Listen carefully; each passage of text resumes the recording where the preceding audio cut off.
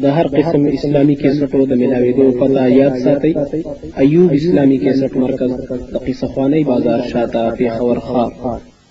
نستغفره ونؤمن به ونتوكل عليه ونعوذ بالله من شرور أنفسنا ومن سيئات أعمالنا. من يهده الله فلا مضل له ومن يضلله فلا هادي له. ونشهد أن لا إله إلا الله وحده لا شريك له.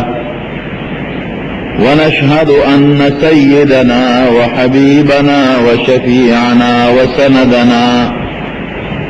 ورحمتنا ومولانا محمدا عبده ورسوله. أما بعد فقد قال رسول الله صلى الله عليه وسلم: المرأة إذا صلت خمسها وصامت شهرها وأحسنت فرجها فلتدخل من أي أبواب الجنة شاءت أو كما قال. رب العالمين د دنیا دا نظام چې چلی دی له یو نارینه پیدا کړی دی او بله زنانه. یوازې په سړو باندې د دنیا نظام نه چلیږي، او که صرف ښځې وي سړی ورسره نه نو بیا هم نظام نه چلیږي. سړی او ښځه دواړه الله تعالی پیدا کړل او سړي ته جدا کارونه سپارل شوي دي، هغې کې ښځو له دخل نشته. هغه د سړي کار چې ښځې کوي، بعضې مخصوص کارونه نو ښځه به ګناه کوي. نبی کریم صلی الله علیه وسلم یو ځای کې په لعنت ویلی دی: لعن الله المترجلات. هغه ښځې چې هغې بعضې د سړو هغه کارونه کوي چې هغه د سړو سره مخصوص دي، وی په دې ښځو د لعنت دي. او بعضې کارونه داسې دي چې هغه د ښځو سره تعلق لري، که هغه کار سړي کوي نو بیا ناروا کوي، او هغه کارونه چې د ښځو سره تعلق لري که هغې کې سړی دخل کوي او سړی هغه کارونه کوي نو په داسې سړو هم نبي علیه السلام لعنت ویلی دی: لعن الله المخنثین من الرجال. هغه سړي چې هغې د ښځو هغه کارونه کوي چې د ښځو سره خصوصیت لري، وی په دغه سړو دې هم لعنت دی. نو بعضې کارونه رب العالمین سړو ته سپارلی دي، ښځې به هغې کې مداخلت نه کوي. بعضې کارونه یې ښځو ته سپارلی دي، سړی به په هغې کې مداخلت نه کوي. نو که سړی او ښځه د دغې حدودو لاندې خپل ژوند تېروي، معاشره به هم ښه چلیږي، بندگان به هم خوشحاله او لوی الله به هم خوشحاله. او که د دغې اصولو او د دغې حدودو لاندې دي ژوند تېر نه کړي، سړی د ښځو کارونو کې دخل لري او ښځه د سړو په کارونو کې دخل لري، معاشره به هم بېګړه وي، نظام به ټول برباد او تبی، او رب العالمین به هم پې خفه. نو ورونو څنګه د سړي په دې معاشره کې یو مقام دی، دارنګې د ښځې هم په دې معاشره کې یو مقام دی. اوس دا یو خبره تاسو ته کومه، دې کې به تاسو هم حیران شئ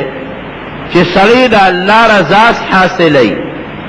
او جنت ګټي نو لږه په ګرانه، مزل ورته لږ اوږد دی.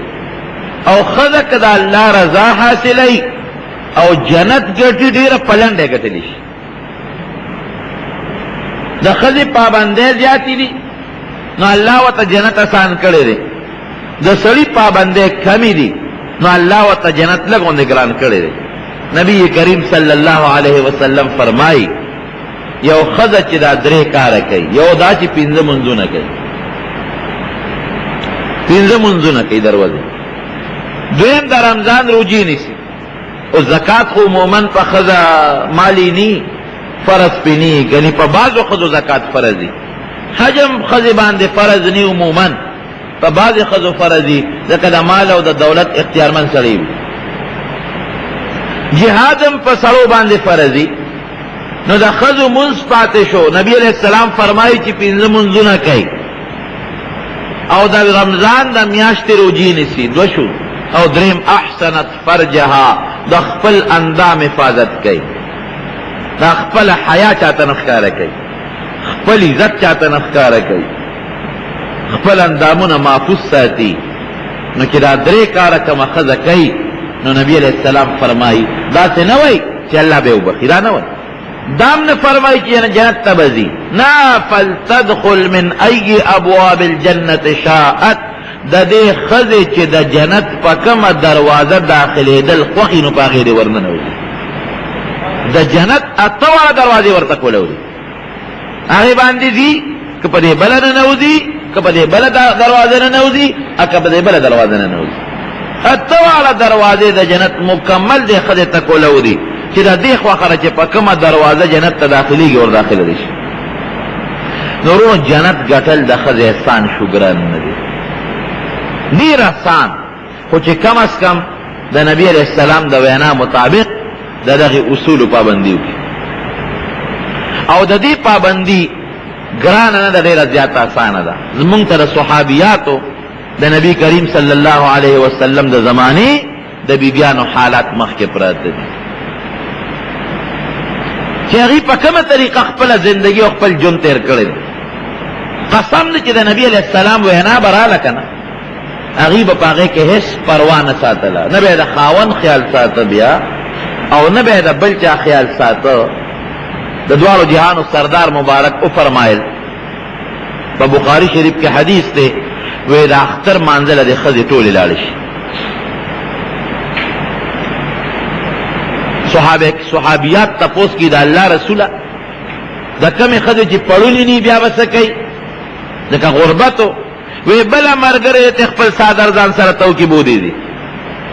ضروری خبر کوم ورد وی دا اللہ رسولہ باز زنانا چی اغید اختر منس نکی بیا بس کئی وی اغیدی مزی و چی کم منس کئی نا اغید دا سلون شاتا دا مانزه پزے کینی او چې کمی زنانه منز نکی ناغیری دا جماعت نا دا اختر دا مانزه دا زین لگی زان لکینی اولی دی طولی بڑھگانی دی موزی او چې کمی زوانان خزی ری غدی موزی او چې کمی پیغلی دی غدی موزی او کمی خزی چی اغا پیغلی لا ندی خو پیغل توب تا نزدی ری غدی موزی سریم دا اختر مانزه لوتل او زنانه موتل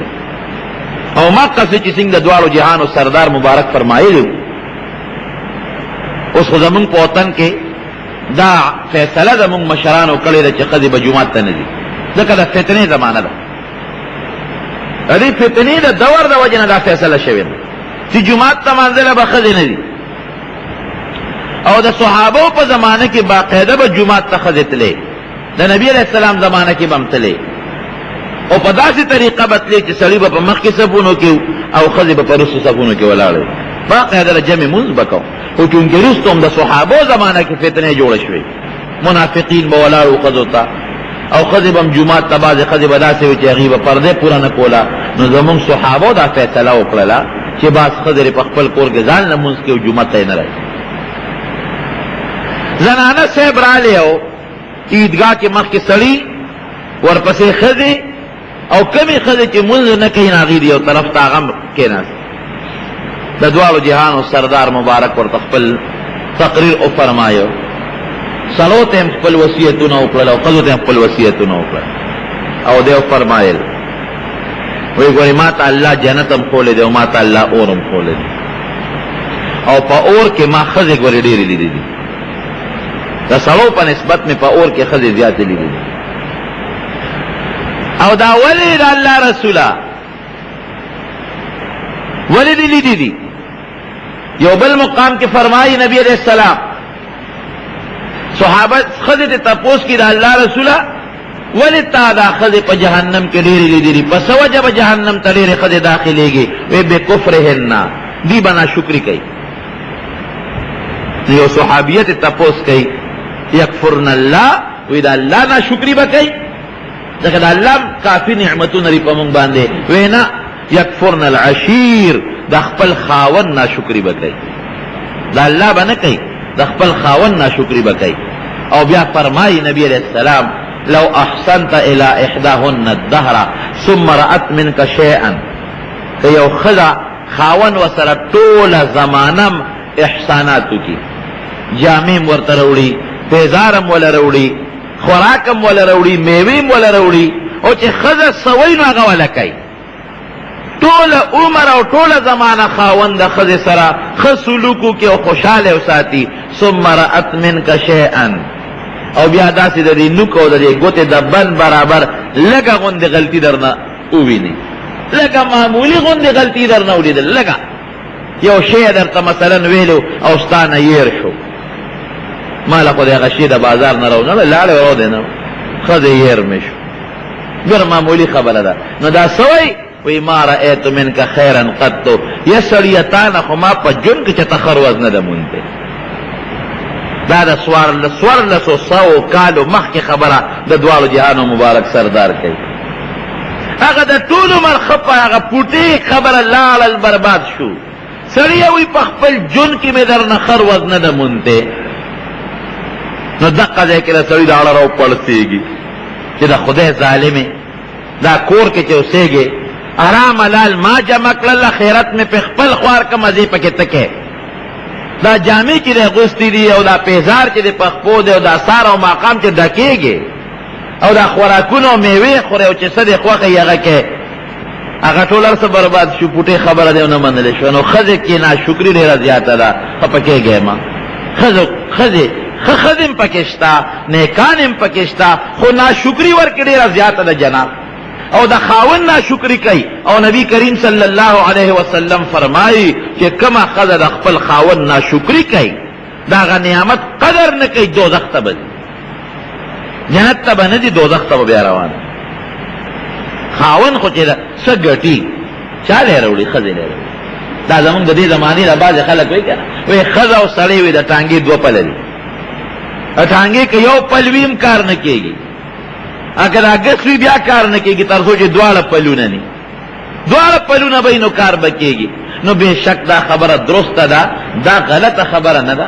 دواړه پلونه به د ټانګې، لیکن دا دواړه پلونه به یو بل سره یو شان رواني. که د یو پل نه دی هغه ټایر ووت نو بیا هم ټانګه نشي تللی، او که د بل پل نه پکې هغه ماړسونه مات شي نو بیا هم ټانګه نشي تللی. څنګه چې سړی بار لګیا دی او د ښځې دپاره خپله زندګي د برباده کړه، د بچو دپاره خپله زندګي برباده کړه، حلال حرام نه پېژنې او کور ته راوړي. دارنګې پکار دي ښځې له چې دا په کور کې دننه د کور نظام خو چلی، خاوند دباره ستړی ستومانه راشي. قسم قسم ښځې خو شته که نه، بعضې پکې نیکه ښځه چې خاوند دبار نه راشي زر ورته فورا کټ سم کړي، څادر ورته واچي، بالښ ورته زر سر ته کېږي، اوبه والا زر راوړي، د چای ضرورت یې د ډوډۍ ضرورت یې په منډه والا راوړي، ببوزي مبوزي د پکي مکي انتظام ورته وکړي. ولې خوار سار نه ماسپښینه پورې ګوټ کړی دی، چاري راښکلې ده، مزدوري کړې ده، دکانداري کړې ده، نوکري یې کړې ده، یا بار څه بل محنت ته تللی، ستړی ستومانه دی، نو ښځه ورته هغه خوشحالي ورکړي. قرآن حکیم فرمایي الله پاک لتسکنو الیها، وی ښځې م دې له پیدا کړي دي چې ته د کور نه د بار نه کور ته را ننوځې او د ښځې ته ورنږدې شې، مخامخ شې او ته سکون محسوس کړې، ته خوشحاله شې. بار هغه چې څومره ستړیوالی دی هغه ټول ختم شو، هغه چې څه ستوماني در باندې راغلې وه هغه ټوله ختمه شوه. او کله دله په خپو دوه درې لاسه کېښودل او لاسونو باندې او په ملا هم درته دوه درې لاسه کېښودل او چاپي ماپي درته وکړله، نو سړی بیا لا خوشحاله شي، دمه شي دمه. او دا م وورئ، دا خپلو زنانو ته ووایه دا مسلې ورسوئ ورته. کومه ښځه چې خاوند ورته نی ویلې چې راشه ماله زور وکړه، زور خو پېژنئ که نه، چاپي ماپي پېژنئ که نه پېژنئ، چې ښځې خاوند ورته نی ویلې چې ماله چاپي وکړه، چې ورته ووایي چې وکړه هغه هم ثواب لري، خو چې خاوند ورته نی ویلې چې ماله چاپي وکړه او دا ښځه د خپلې خوښې نه راله او دی خاون له پخپو پلاسونو باندې زورو کو چاپی ولوکا دی خزل با الله د او تولو سرو زرو د صدقه ثواب ورکی ور مفت کې جنت ګټل دي کنه او تولې سره در دې پلارم نشي خیرات کول او تولې سره در خو ځکه خزت می خکی خیرات نه ورکین او تولې سره در خلالوی خبره ته خو یو می خکی واره د لسرو په ودا خزه خرصو چې کړه در پسې در شغال کوي او کنه در شغال کوي فکالو پس سپینو پسرو خو خزه ځان وجني نو دومره اجر بددي او شي دومره ثواب رب العالمین ورته ورکی لکه او تولې سره در کې خیرات کوي ورخه خزه جنت شوس دیندار خزه خوش اخلاق خزه د خاون تابعدار خزه د الله تابعدار خزه دا جنت شو جنت تو ولا را لتا سکون محسوس کو اطمینان دې محسوس کو چې ډوړې انتظام درته او که خوشاله و تم خوشاله وي اخذم خوشاله یو شعر داسې راوړو چې هغه مناسب نه دی تا ته یو شان ټوکړه یاد کړې وه تا ولا د هغې نه بېکاره لره راوړه دیو نه وي چې خرابه دې راوړه هغه سات خوشاله شوه جناب د نبی کریم صلی الله علیه وسلم صحابي دی حضرت ابو طلحه رضی الله عنه او دا هغه بیبي ده حضرت ام سلیم رضی الله تعالی عنها ور خزه د خاون د پاره وزیره ده وزیره که خاون خطا کیږي خزه خطا کوي او که خاون په نیغه لاره ځي نو خزه به په نیغه لاره بوځي دا ورته د غوږ مچی ده کنه بنګار ورته کوي خم ورته کوي او بدم ورته کوي د دوارو جهانو سردار مبارک سره دواړه صحابه دي ابو طلحه رضی الله عنه د بیبي ام سلیم رضی الله تعالی عنها ابو طلحه رضی الله عنه چې په سفر تللی چې واپس کور ته راغی نو ماشوم بچی بیمارو دی چې ته زوی بیمارو او دا سخت بیمارو خو چې دې سنگ ماښام راځي نو دغه وخت کې دا زوی مړ شوی دی کور کې نه دی بار دی زوی مړ شو چری سنگ کورت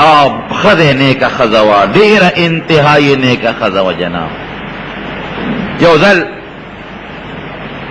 نبی دا ابو طلحه رضی اللہ عنہ راغی او خزه دی خزه ام سلیم صدا خوراک سشتا وی ولی وی دا پیغمبر علیہ السلام دی رنگ مبارک دا چی میو قتل نو دا لوگی اثر میں محسوس دیر جات او گیر مخ مبارک دی معلومی وی سلی اصلک شان شیشتا یو دوه کې 2.5 کیلو یا 3 کیلو قوشا لګوندې اوربشي دي او یو راکوټه غوندې چیلو کې را کورانه ډیره پټه نه داشتن ورته نشتا ودا ته چلو کا چې دا ډوړې زر په حقا او دا چیلو کې دلاله کا نبی رسول سلام را غواړو ډیر زیات وګړي دی مخ مبارک ته چې مو قتل رنگ تن رنگ کې دا لوګي اثر چیلو کې دلاله کړو خزه هغه اوربشي ام سلیم رضی الله عنها په میچن باندې مې دکړلې او دا غینه ډوډۍ پخې کړلې هغه نه سلګي ډوډۍ پخې شوې او حضرت انس رضی الله عنه دې بچی دې پر کټې دې ام سلیم او د ابو طلحه زوی دې هغه ډوډۍ راواغسته او د لوپټې په یو طرف کې تاوکړه او ترخ کې دل کې خودا او باقی لوپټې راواغسته او د زوی سر نه تاوکړه ویلر شو نبی علیہ السلام تعالی ډوړې او خایا چې هغه پوي چې ګورې دغه دوه درې ډوړې دي هغه ته خو پتا وا چې نبی علیہ السلام ډېر سخی شخصیت ته اوس کړي وته وي نو ټول صحابه راولي او موږ سره خو دغه دوه نیمه درې ډوړې دي نور خوشتل نه حضرت انس رضی الله عنه دا ګورې د دې ابو طلحه بچیو او د پیغمبر علیہ السلام ته بخلو دا الله رسول وی دې بستا خدمت کوي دا لسو کاله ورته بخلو دا خوش قسمتی او لس کاله دې انس رضی الله عنه د پیغمبر علیہ السلام خدمت کوي چراغ یې غډوړې ترخ کې په لوپټه کې تاوا نبی علیہ السلام چې ورته قتل وی ابو طلحه را لګلې انس وی او وی ډوړې درکړې دا وی او وی لړشه دا ډوړې واپس یوس مونږ درلو او ابو طلحه توایا چې کټوې کې دې په ان غریب باندې او چې کوزه نه کېده درځم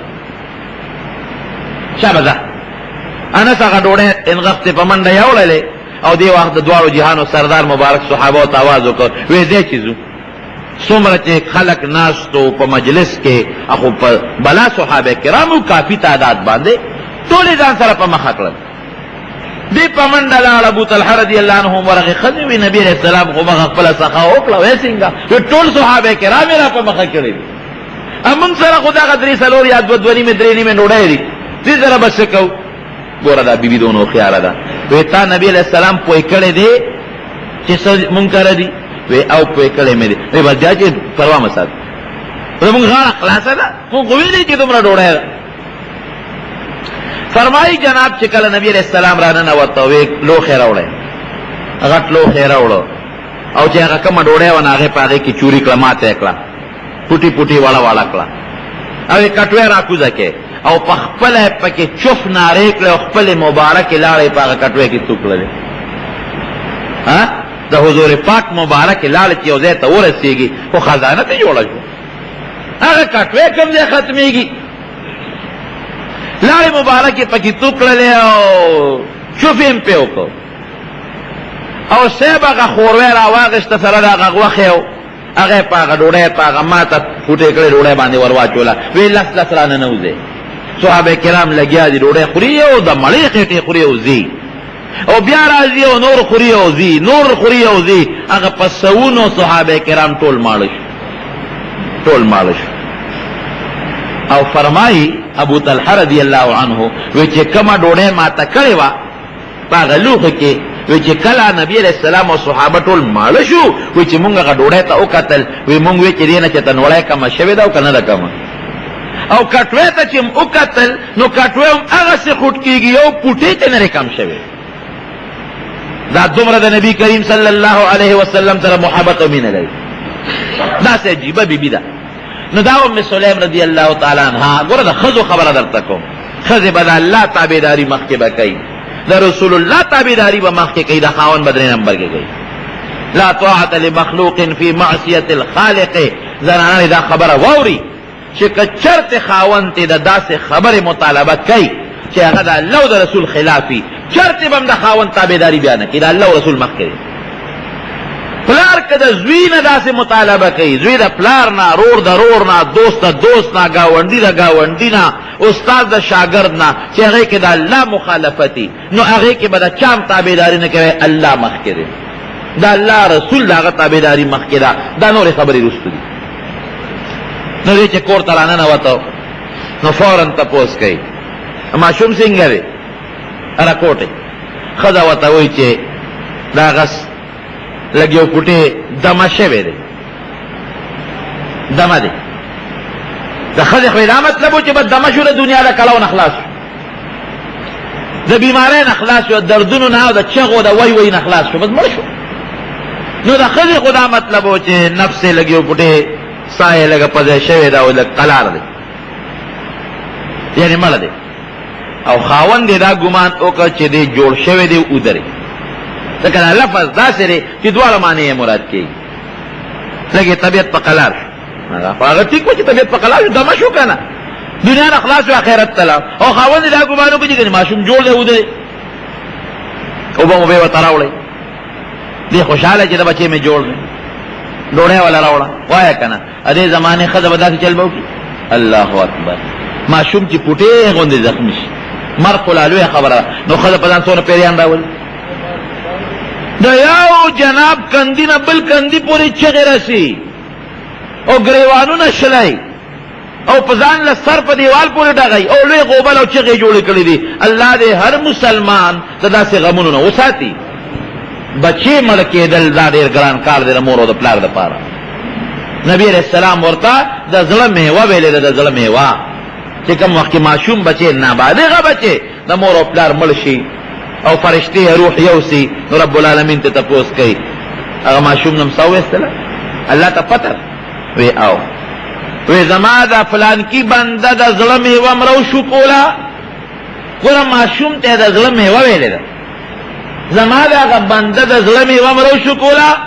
وی الله رو شو کوله وی زما بنده څه وی وی چې الحمدلله خدای چې ته خوشحاله زم پې خوشحاله یم وی ښه جنت کې یو لوی محل ورته جوړ کې او د پاسه پې ولیکې بیت الحمد چې دا هغه مکان دی چې د ما د شکریې او د حمد د وجې نه دغه مور او پلار ته میلاوي نو ښځه به فریاد به نه کوي نبی علیہ السلام فرمایي کومه ښځه چې مړي پسې ګریوالونه شلی او مخونه وای او چغه وباسي دا زما د ډلې نه دي. ګوره ما خو مخکې وې چې دغه امتحان نه دی الله مسلمان ساتي، ګران کار دی. د کوم سړي چې بچې مړ شي، د کومې ښځې چې بچې مړ شي، دا اسانه خبره نه ده، بلکې انسان خو له انسان دی. ته د مرغۍ بچې راونیسه او مړی کسونه چلچغې وي، ته د غوا د چیلې بچې راونیسه او لږ غوندې هسې لرې کا، نو څو موږي وباسي که نه وباسي، پړی شلی که نه شلی. عقل یې کم دی. ته ورته ګوره، د انسان خو بیا کامل عقل دی چې د انسان بچې مړ شي، نه هغه خو واقعي چې د زړه درد ډېر زیاتي. الله دې مسلمان ساتي. دغه امتحان ته ټینګېدل ډېر ګران کار دی، لیکن بیا هم پکار دی دا الله د طرف نه دی چې انسان په بالکل صبر وکړي، او چې دا ګریوان شلی او دا مخونه وي او دیوال سره سرونه ډغوي او د سر نه ویښته باسي. نبی علیه السلام فرمایي دا زما د ډلې نه بالکل نه دی. دا ګورې ګناه ده. بعضې ښځې ګورې هسې میدان خشته کوي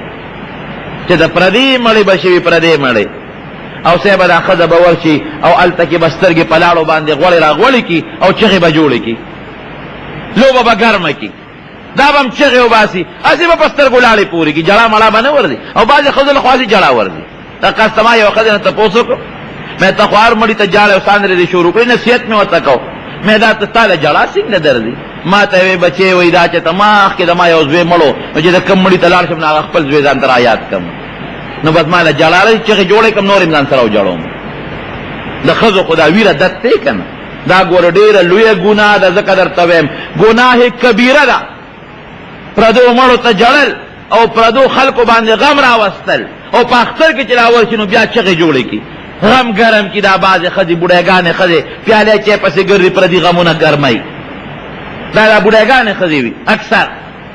لاړ به شي او په اختر کې به هم ورشي او په شو قدر کې به هم ورشي، هغې باندې به هغه غم لږ سوړ شي او دا به ورته یو څو ساندرې ووایي، وایي بچیاو، وایي رواراو، لاړې که نه او پلان کې او ډنګرې، او هغې سره صاحب په هغې غریبانانو هم چغې جوړې کړي او ویر شروع کړي. دا ډېره لویه ګناه ده. ګورې دا زنانه د دې نه بالکل منع کړي. هغه کار وکړئ چې کم کار د الله او رسول پرې راضي کېږي، او کم کار چې الله او د هغه رسول منع کړي، الله دې هم د هغې نه وساتي، د هغې نه ځان ساتي. نو جناب علي ورغی صاحب او پخوا به لا نور عادتونه به یو ښځه به جنازې سره روانه وه، خره چې د هغې نه خلاص شو،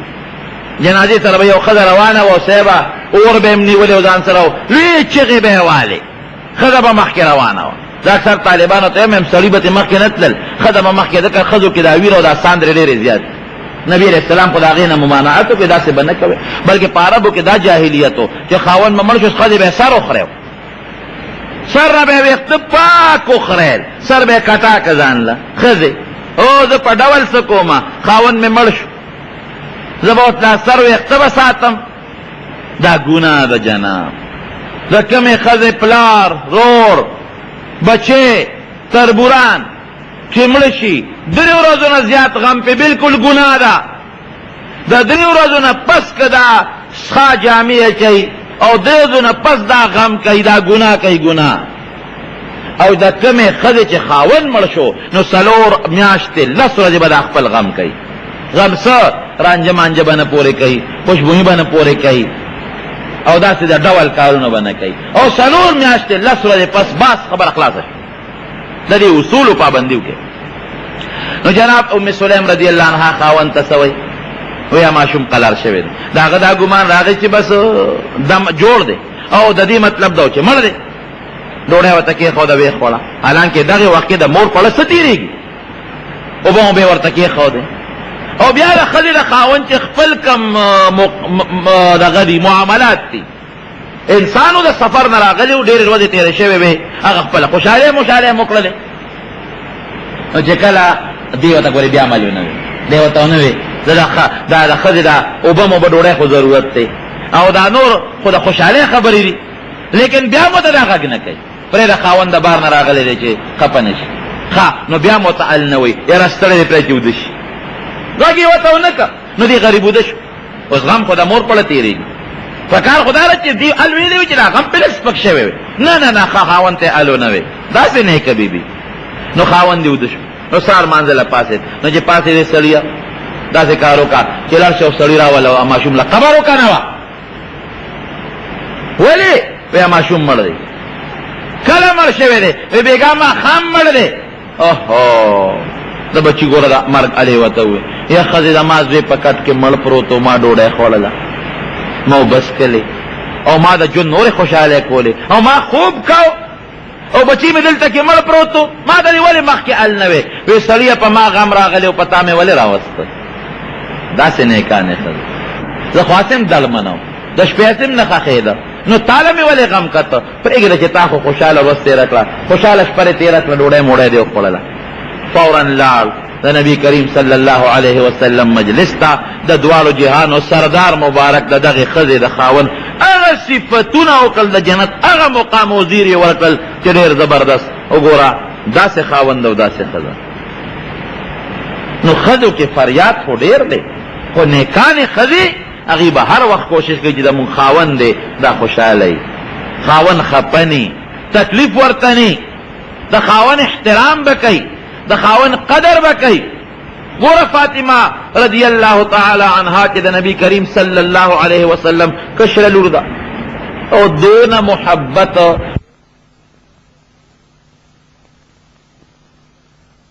دیدن د دې چالم د نبی علیه السلام په شان دی او چې کله به نبی کریم صلی الله علیه وسلم د سفر نه راغی که نه نو لومبې به دې کره ورغی ورننه به وت تپوس به یې وکړه فاطمې څنګه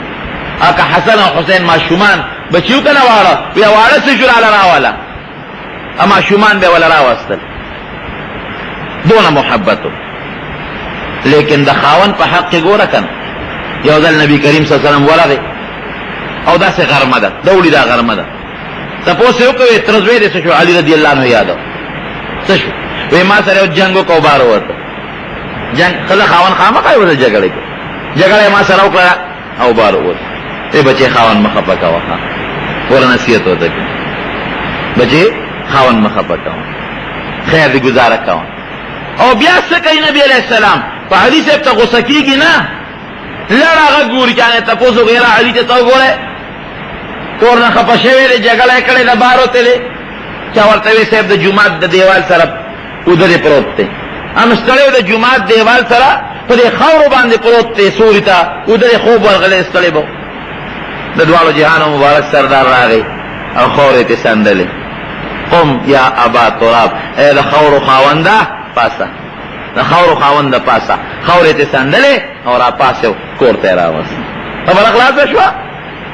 علي صاحب به ما ته به دننه پس د خاورو خاوند وایي ابو تراب به راته وایي ځکه چې ما ته مبارک رسول دا لفظ ووی راوست کور ته خبره خلاصه شوه هیڅ قسمه حالات په خپله جوړ شو هم خوشحاله دی هم خوشحاله نو ښه ښځه جناب د خاوند به خیال ساتي د بچو به خیال ساتي بچی به راولي جومات ته به یې رالیږي پلار خو ته بار ووته د بچو تربیت خو به ښځه کوي جماعت ته به لیږي استاد لا تپوس به سپاره به ترې اورئ وایه استاد څه درته وښود مونځ به ورته ښایي په مانځه به یې ودرئ ګورې چې ښځه ښځه نو بچي به یې کامیابي او چې دا بچي بېکاره که نه او لوپرانی مور یې بېکاره وي پلار غریب د بار ډوډۍ راته دله وګټي جامه دله وګټي او که د بچو دننه د کور تربیت وکړي دواړه خو نه شي کولی دا د ښځې کار دی جنګ به نه جوړوي والا چې ښځه نه کوي که ماشوم یې چې ته ګاونډي اوم وایي نو خیر دی جګړه راځي دا به نه وایي خاوند ته که ماشوم ولې دا ماشوم جاړي یاره دا زمونږ بچی روان دی که نه دا هغه ګاونډي ووهه روان دی روان دا زمونږ بچی روان دی جنګ به نه جوړوي او چې ښځه بېدینه نو بېدینه ښځه جهنم دی جهنم دوزخ دی بلکل مونږ ته خو دا مسایل ډېر راځي که کور ته چې خاوند کله راننوځي دې غریب به ښه ستړی به وي ښه ستومانه به وي مزدوري به یې کوي خولې به پرې بېږي ډوډۍ به ورته کېږي کټ کې نه د پکې خیال شته او نه د ببوزې خیال شته ښځې دا انګولې خو یخ دی که خورې خوره ډکېږه که نه خورې مه خوره دغه ډوډۍ ده که ډکېږه ډک شه نو زم دا به هم لا ښځې و خاوند ته به وایي چې ډک شه خاوند بې غیرته دی چې دغې وخت کې ښه غوټن لرګي وګوري که نه او دا ډډې ډډې پرې راواړوي بعضې وخت مونږ ته سړي راشي او ښځه مونږ ته دا خبرې کوي ښځه مونږ ته کنځل کوي ما ته سړی نه یې چې ته سړی یې ښځه به څنګه کنځل وکړي ښځه به راته بیا بد رد ولې ووایي پوه شي په خبره دا بعضې وي داسې ما له مخکې ورځو کې یو سړی راغلی و ښځې والی و یقین وکړه ښځې والی لاس او خپې او مخ یې ټول زخمي زخمي استاد یو پټه خبره ده سره کوم خدای پاکه څه چل شوی چې ځان لی کړم یغې پلان کې ووالم مې بې غیرته بې غیرته په تا پلان کې څنګه زوره ورم واجې ته خو سړی تی ولې ووالې ښځې والې و ښځې نو دا ولې دا مونږ کې اسلامي آداب نشته دی د خدای نه یره نه زمونږ پړونو کې شته او د الله نه یره نه د ښځو پړه کې شته مونځ نه پېژني بعضې ښځې یقین وکړه که مونځ ورځي ګنده مخ او ګنده خپو سره او سوټو سره به ټوله په کورونو کې ګرځي حالانکې ګوره جناب د دواړو جهانو مبارک سردار فرمایي ښځه به په کور کې ځان دولې ساتي دولې او د کور نه بار چې وځي نو خیره نه به وځي هغه خوشبویي چې کومه خوشبویي رنګ لري رنګ نو ښځه به د هغې استعمال کوي چې رنګ والا خوشبویي وي او د بوی والا خوشبویي په کور کې استعمالولی شي بار به بالکل نه استعمالوي سړی به هغه خوشبویي استعمالوي چې هغه بوی کوي او رنګ نه لري ښځه به د کور نه بار په خیرنو جامو کې وځي خوشبویي به نه پورې کوي رنگ به نه پورې کوي او کور کې دننه به ښه خشته جامه غوندي کور کې دننه به ښه خوشبویي پورې کوي او په کور کې دننه به ښه ډولی ګرځي او زمونږ ښځې څنګه وي د کور نه بار چې وځي نو ټوله معامله لوړې ده ښه جامه به ما غوندي نری لباس به غوندي چې وجود یې ښکاري دا د قیامت د نښو نښه ده د دواړو جهانو سردار مبارک فرمایي 1400 کاله مخکې مبارک شمتې هغه زار شمتې سوی وی داسې زمانه به راشي چې ښځې به بربندې وي جامې به چولې بربندې وي جامې به چولې بربندې او سپلاره چې دي نو سر به داسې کوږ نیولي او ښځو ته سړو ته به ځان مایل کوي او سړي به ځان ته را مایل کوي او دا ښځې څوک دي علیه السلام فرمایي وی دا زناکاره ښځې دي صحابه وویل الله رسوله دا به څنګه لباس دي چې جامې به چولې بربندې وي جامه خو چې بنده واچي خو بربندتوب ختم شي وی دا به راشي صحابه خو دا نری لباس د سیپونو د جارجټ دا جامې نه وي لیدې کړې ډېر نری لباس چې دا پنډې پکې ښکاري دا مټې پکې ښکاري دا لیچې پکې ښکاري دا مری پکې ښکاري دا سپ پکې ښکاري د شریعت مسله درته کومه ښځې ټولې بېلمازه دي ولې بېلمازه دي کومې ښځې چې داسې جامه اغوستې چې د هغې دننه پکې دا نلې ښکاري د هغې دا مری پکې ښکاري او د هغې دا سپ پکې ښکاري د هغې د سر ویښته پکې ښکاري د دې ښځې مونځ ګورې بلکل نه کېږي قطعا نه کېږي منځونه کې ډغرې وي ډغرې نری لباس هغه جامه چې ستا پکې پنډی ښکارېږي دا خو عورت دی که نه دا به ممانځه کې پټی مری ښکاره شوه سر ښکار ټول وجود ښکاري د سر ویښتو پورې ښکاري دا خو نن عام رواج دی ولې الله خفه کوې چې موږ باندې بیماری دي په موږ مقدمې دي چې لوی غمونو کې پراته یو تا الله خفه کوې نو خدای به تا کم ځای خوشحاله کړي الله مه خفه کوه الله به دې خوشحاله ساتي موږ لوی خدای هر وخت خفه کوو دا نوک پالش چې دا په نوکونو باندې مږي دا ښځې دې سره نه اودس کېږي او نه غسل کېږي بلکل نه کېږي نوک پالش ته په لاس لګولی دی نوک پالش او اودس کې بلکل نه کېږي بیا اودسه مونځونه کوي نوک پالش ته په ګوته مږلی دی غسل کوي بلکل پاکي نه راځي غسل سره که مونځ کوي ګناه کوي په دې ځمکه ګرځي لعنت د خدای پې ورېږي د اسمان نه پې د خدای قهر او لعنت را ورېږي ځمکه ورته خیرې کوي د الله فرشتې ورته خیرې کوي هلته نوک پالش ته مږلی نوکونه سره د ښځې دپاره نکریزې دې پې پورې او که نوک پالش یې پورې که او اودس کوي یا غسل کوي نو فورا دې پې نور څه دارو مارو ومږي چې هغه لرې شي چې نوک پاک شي نکریزه خیر نکریزه ښځه په لاسونو هم لګولی شي په خپو هم لګولی شي د سر په ویښتو هم لګولی شي دا ډول ښځه کولی شي مخ باندې ښځه کله رنګ والا څیزونه مږي په کور کې دننه بار نه بلکل اجازت دی ورته څومره ډول چې په کور کې دننه ښځه کوي نو کولی شي مصیبت دا دی زمونږ ښځې چې د کور نه بار وځي نو شیطان ته ځان ډولې کي او په کور کې دننه پودړې ګرځي پودړې شریعت نه خلاف الله خپکای رسول خپکای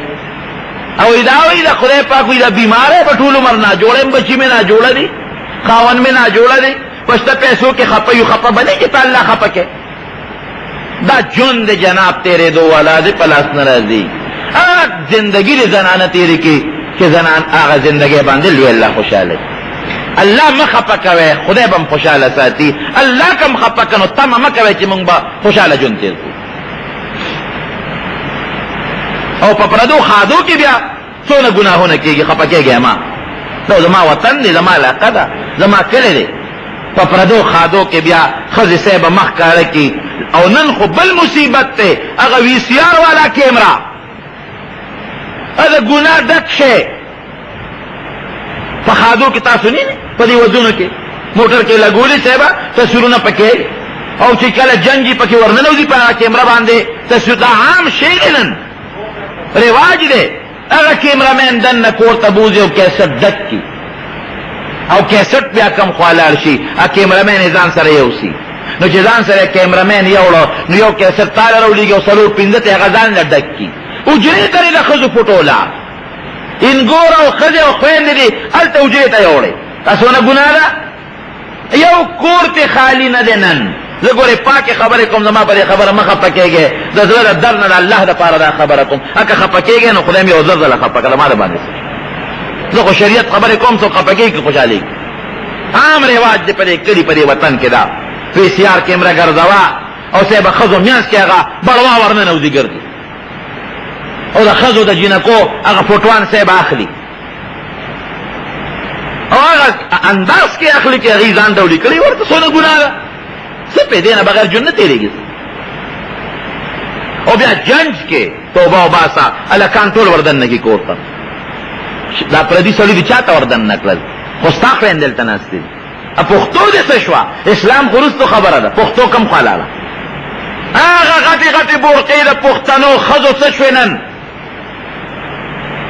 آغا بورقی و آغا ٹوپے والا بورقا شتنن نشتا دا طولو کورون نرو کشی وی نن پاغی زمون دا کشر کل خان دی ور پورے آغا ٹوپے والا بورقا شٹل کاٹ تے وی دا من پسرو آغا ٹوپے والا بورقا ہاں ثوابے کے ورشو گورے اغی اسم آغا دا تاکی والا جامع او آغا پلونی اسم اغی پل استعمالی آغا پختو اغی کشتا اسم آغا خلق کے پسوزکی کی دینو پردے پکے ویدان دکلی یو خواستولی دا پردے نا خواہ ناس دی خواہ خد ناس دی ولی تاسو تیادی نی کی زنانا بدلتا کی وعده شوا زخو معشومم او ٹانگا کی بے کینولا نو دا ٹانگی نا شاعتا بے متصادر راتاو کو او دا کوچوان او دا غسید پا میلز کی بے متصادرو لگاو دا سیوہ کنوا شتر اسا غشی نا واللہ چی دا خد خان دی و پورے غشی پکے کم دے کوچوان تا بے تبم غالی تکینے دربا نوے حیا سشوا اسلام سشو پختو سشوا غیرت سشو غٹی غٹی بورقی با درنے دا خزی نک پم چانے لی دا دا خوڑے لوے بے حیائی دا خوڑے لوے شرم دے دا خوڑے فحاشی دا خوڑے لوے گناہ دا زخو پختو نیما پختو دیم تباک لاو اسلام دیم تباک لاو اسلام او پختو غیرت دلتا یو برابر دی یو شیر دی پختوم دا غوالیو اسلامیم غوالیو دلتا که دی پختوم پری خواهد اسلام دیم پری خواهد غیرت دیم پری خواهد و حیات دیم پری خواهد و بیدینه پسی روان دا دنیا لکان باوردن نکی ولی دا ما جنگ دی خپل خوین دی وطخه خپل خدا وطخه او دا چکمی خیلی رستا او خواخی رستا او دا خیلی اگر دا قوم اگر سخرگانه جنکی دی اپرده دی ادی موتاو خوله او پالنگ باندې سیبا سړیو خېجه اوچته کالاله خلم پیرازي او جنکم راځي ولا کانم راځي او ګډ ګډي دا کمی مان دی او کما پختو او کم غیرت دی ول الله خپکوي خوشالي در باندې الله راوستلو الله خپکه او د شپې بدن سره سیبا لکان وردن نکی دا اوراده او دا به د خلنه وخت پرې کوم الله يرنو پختونه قومنو کم یو ځای کې تا اغا اوکڑل خوچے خلق خودے نو مولا پس کنزل کے خوچے خلق خودے نو پا مولے پاکے نو ٹول غیرت برباد کر دا پا کم کتاب کے ساسو راغلی لی چے لکان با اردن نکے او دا خزن با ویخت پرے کے او دان سر دی بیا خپل مرگری موردن نکلل او پا کرسے دی وصل ناستا اوکلا او وردن نه دي کړ خپل مرګ ته ورشه ټیک ته ځه وي خپل کول خو ګناه دي قدرت ته خو ځب سړی یې کنه ته ورشه نو دا پنځه شپږ مرګري د کال چې ځان سره مې یو ځای کړل خپل خیره وتاخه خپل خیر نه وتاخه یا مسلمانانو خدای لپاره دا رواجونه پرې د اسلام هم خلاف تا د قران هم خلاف تا د رسول الله هم خلاف تا د خدای قهر باندې نازلېږي ګوره وښه ګوره تاسو فلسطین ولې تباه شو اوس هم د ښځو په پینټ کې ګرځي او دومره لنډي لنډي کمیسونه جوړې دي وښه افغانستان وګوره اوس پورې توبه نه قبلېږي وښه عراق وګوره د سړي زړه په دردېږي لیکن که تا دننه د هغوی هغه تصویرونه او فوټوان نه مو کتل نو ته به وایې چې خدایه ته څه کوې نو ښه کوې بلکل الله ښه پوهېږي کم مسلمان ملک چې خدای تباه کو ولې تباه کو فحاشي او بېحیایي پکې خوره شوه ورشه دوبۍ وګورئ او دغه وګورئ بوزهبۍ وګورئ زه تلې نیم خورېدلې مې دي وی یورپ په دنه هیر کړي یورپ په دنه هیر کړي نن به د ملې او فحاشۍ پسې د یورپ انګریزان د مسلمانانو ملکونو کې ګرځي موږ خدای نه سوال کوو خدای فلسطین آزاد کا او خدای عراق تباه شو او افغانستان تباه شو او فلان کې ملک تباه شو ولې الله په خپلو بندګانو نه خفه کېږي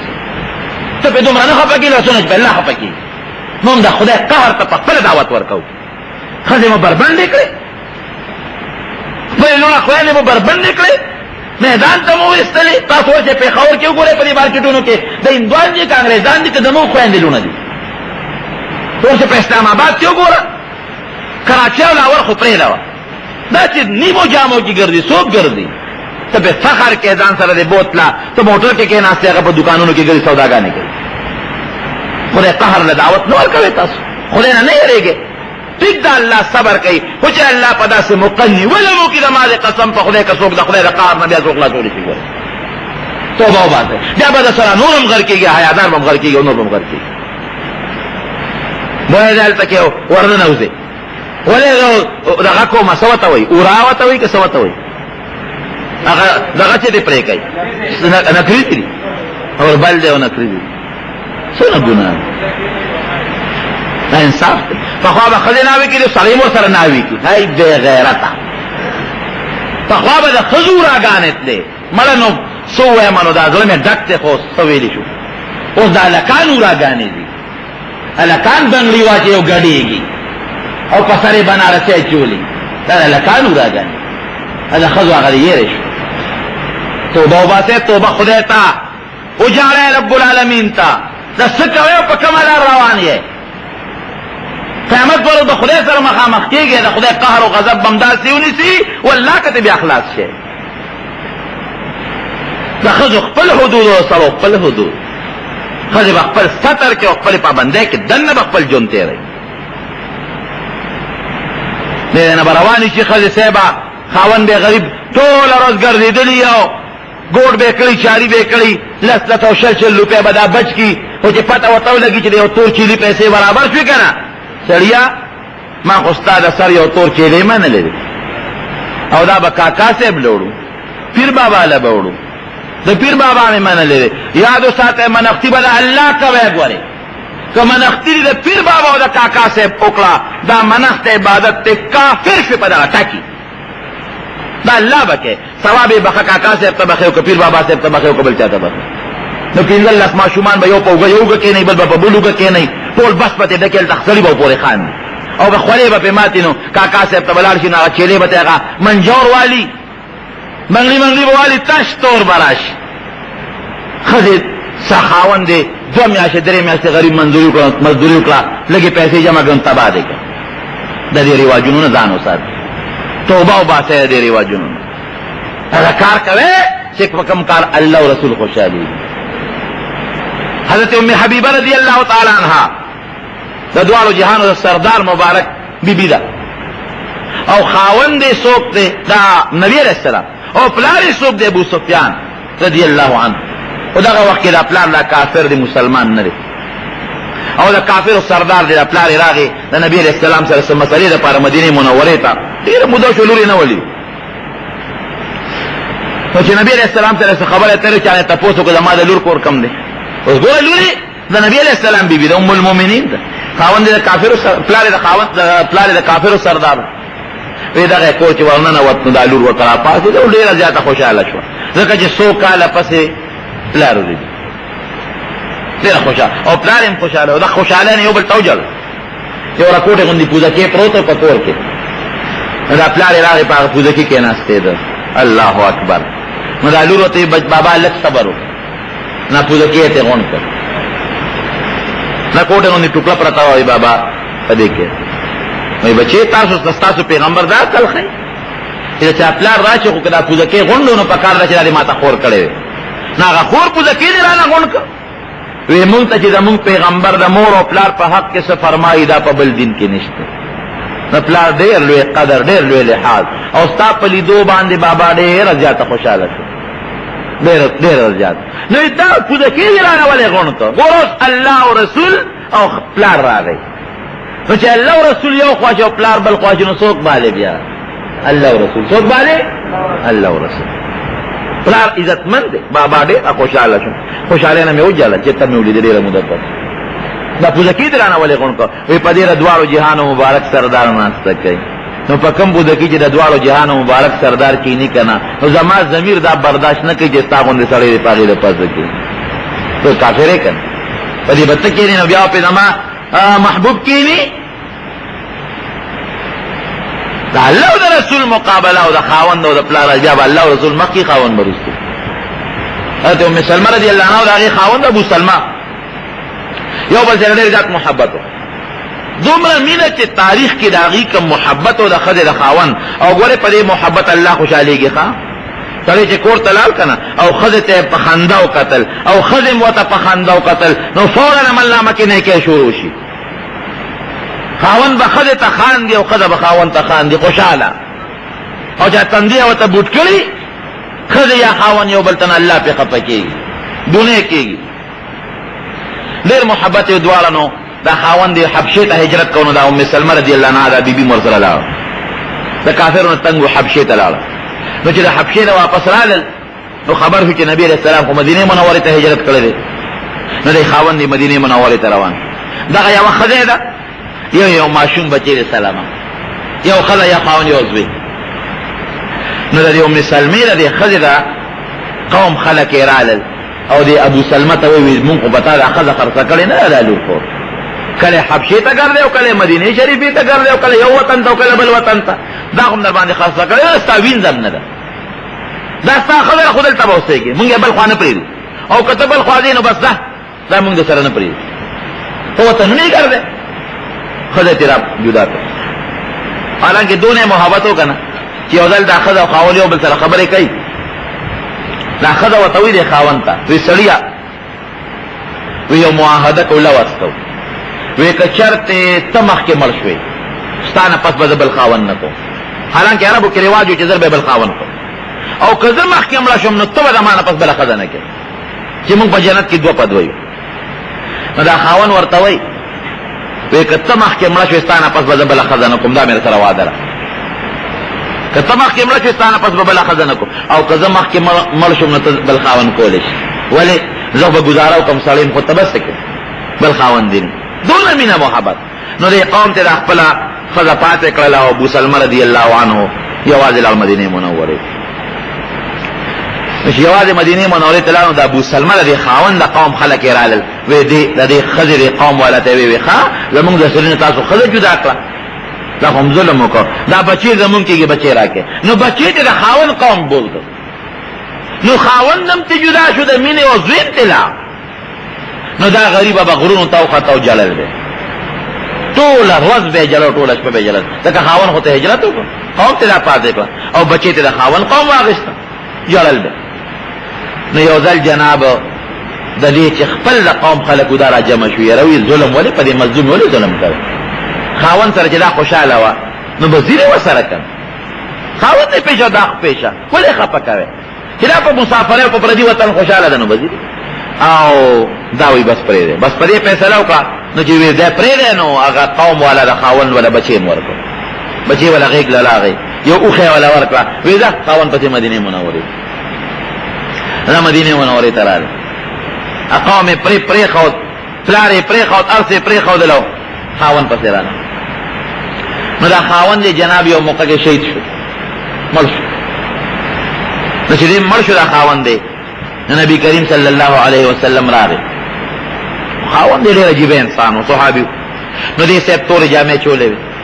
او هغه زمانه کې چې د غم کم لباس یې هغه چولې او یو بله ښځه راغلې وه چې یو ځای به ساندرې وو. نو چې څنګه نبي علیه السلام راننوت نو دې ته یې غږ نه کوه، د دې خو زړه درمند و. نو بلې ښځې ته وایي وی ګوره د کم کور نه چې الله شیطان اوښکې دی نو بیا ورته رادن نه کوې. بس اپوی شو، وی بس ځه مه جاړه. نو دې وی چې ډېر مې زړه دردمند دی، نو داسې ما وی چې زه به وجاړم چې زما د ژړا به خلک صفتونه کوي، خو چې نبي علیه السلام پرې خفه کېږي نو زه نه جاړم. نو پیغمبر علیه السلام ورته یو دعا وښوله، وی مسلمې دا دعا کوه یا الله ما له په دې مصیبت کې اجر راکړه، اللهم اجرني في مصیبتي واخلف لي خيرا منها. دې مصیبت کې اجر راکړه او الله را دې خاوند نه بهتر راکړه، بهتر ملګری راکړه. وی د نبی علیه السلام وینا او په دعا خو مې شروع کړه چې دې مصیبت کې الله اجر راکړه او دنه بهتر. وی خو ما وی چې دنه بهتر بلا څوک دي، دعا خو مې شروع کړه چې دنه غوړه ملګری راکړه، خو مې چې دنه غوړه خاوند نه ډوشتلې نه دنه غوړه بلا څوک دي.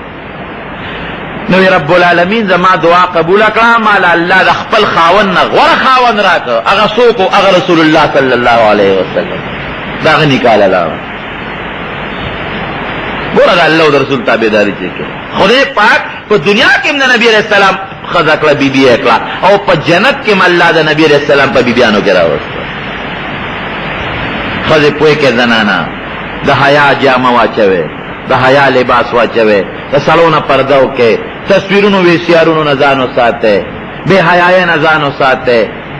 او ستر وکړئ، ستر او پرده وکړئ، نري لباس نه ځان وساتئ، نو پالشو دې قصو پسو نه ځان وساتئ، د ګناه کار مه کوئ، د حیا کار وکړئ، د الله او د خپل خاوند او ردي د حیا خیال وساتئ. دنیا به مخي او آخرت به مخي. رب العالمین دې زمونږه د ټولو زنانو په سرونو د حیا او د پردې څادر واچوي او الله دې مونږ د رسوایۍ او د بېعزت ورځې نه محفوظ او ساتلي کړي.